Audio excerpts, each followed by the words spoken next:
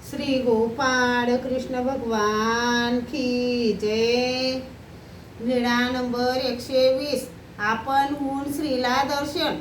नातोबा घोगर गावाला भिक्षेला जात असत। एका स्त्रीने त्यांना म्हटले, ओ बा, सर्वज्ञांना माझ्यासाठी विनंती कराल का? मी सर्वज्ञांच्या दर्शनाला येईन। बरं मी सर्वज्ञांना विनंती करीन, असे म्हणून नाथोबा सर्वज्ञांजवळ यायचे आणि विसरायचे। दुसऱ्या दिवशी पुन्हा भिक्षेला गेले की बाई विचारायची, का हो, सर्वज्ञांना विचारले का? नाथोबांनी म्हटले, नाही, मी विसरलो, आज विनंती करू। पुन्हा विसरायचे। पुन्हा ती बाई विचारायची, का हो, आज विचारले का? नाही, मी विसरलो। एके दिवशी त्यांनी आठवण राहण्यासाठी उपरण्याच्या पदराला गाठ बांधली। सर्वज्ञांजवळ आले। सर्वज्ञांना झोळी दाखवली तरी सुद्धा विसरलेच। सर्वज्ञ म्हणाले, मंडळीका, ही पदराला गाठ कशी दिली?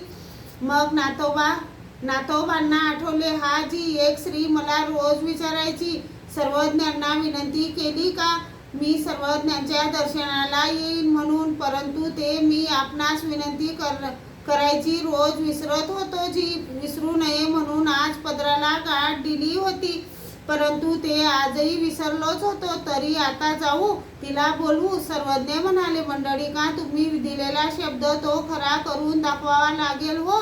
मग नाथोबा त्या स्त्रीला बोलवून घेऊन आले। त्या स्त्रीला सिंह नारायण देवळाच्या नेतृत्व कोपऱ्याला थांबायला सांगितले व आपण सर्वज्ञांना विनंती करायला आले। सर्वज्ञांनी श्रीचरणात प्रार्थने घातली। नाथोबा सर्वज्ञांसोबत जाऊ लागले तेव्हा बाईसा सर्वज्ञांना म्हणाल्या, हा बाबा, याला का नेता? सर्वज्ञ म्हणाले, बाई, मंडळीकू येथीचा अवयू की याचा एक काही निरोधू असे, येथं काही निरोधू असे। नाथोबा थांबले। मग सर्वज्ञ तेथे गेले, तिला दर्शन दिले, तिचा रजोगुण दूर करून निर्गुण सत्व प्रगटिले। मग त्या स्त्रीला जायला सांगितले। नंतर सर्वज्ञ आले व नाथोबांना म्हणाले, मंडळीका, तुम्ही का आला नाही? तुमचा आम्हाला काय त्रास आहे? तुम्ही आमचा एक अवयव आहे की? बाईसा म्हणाल्या, हे काय बाबा, लवकर आलात? सर्वज्ञ म्हणाले, बाई, विषयानंद होता तो नाहीसा केला आणि प्रेमानंद प्रकट करून दिला।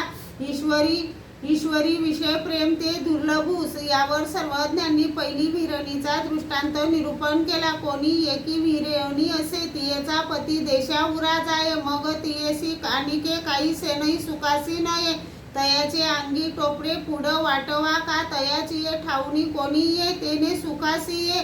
तसे ईश्वराच्या वियोग दुःखाने तळमळ करणाऱ्या पुरुषास स्थान, प्रसाद, भिक्षुक, वासनिक यांच्या भेटीने किंवा शास्त्रश्रवणाने सुख समाधान वाटते। तसेच सर्वज्ञांनी दुसऱ्या विहिरणीचाही दृष्टांत निरूपण केला।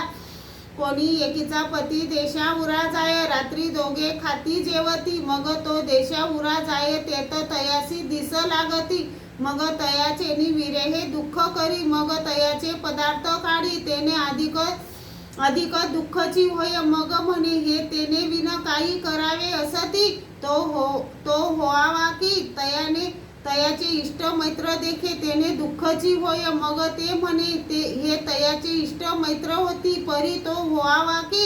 हे तेने विन काही करावे असती, ऐसे तियेसी आणिके काही सेनही सुखासी नये।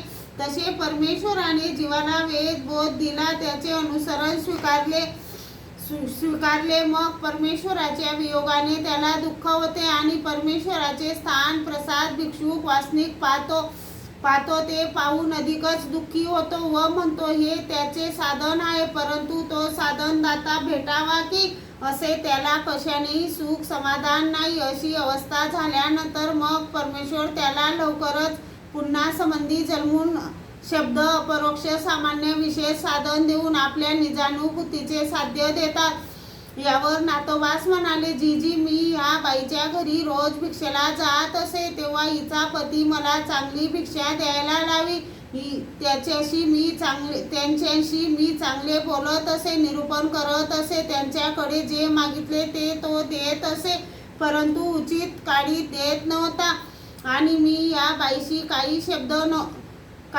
बोलत नव्हतो, परंतु हिला जे मागितले ते योग्य वेळी लगेच देत असे। सर्वज्ञ म्हणाले, पुरुषापाशी स्त्रियास निआडुआ, पण जेणे संबंधे विकारू उपजे ते याचा असंबंधू कीजे। भट्टोबासांनी विचारले, जीजी, नित्य विदित निमित्ते विदित सन्निधानात असन्निधानात जड चेतन पदार्थ असतात, त्यांच्या संबंधाने विकार उत्पन्न होतो, तर कसे करावे?